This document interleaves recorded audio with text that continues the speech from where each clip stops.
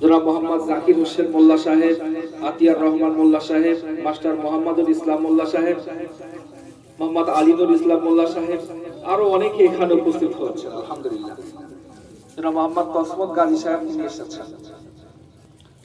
আমরা দেরি না করে, সবাই ব্যস্ততার মধ্যে আছে এবং রোদ তার তেজ প্রখর করতেই চলেছে, সেজন্য আমরা দেরি না করে ইনশাআল্লাহ আজিজ পতাকা তোলার কাজে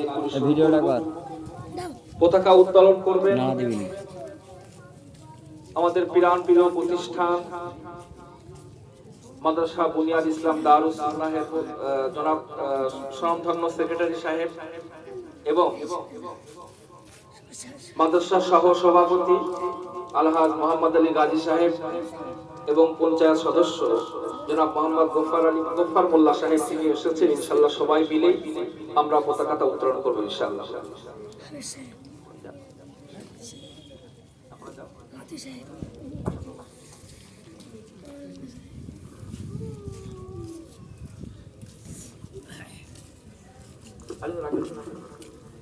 মাস্টার লাগে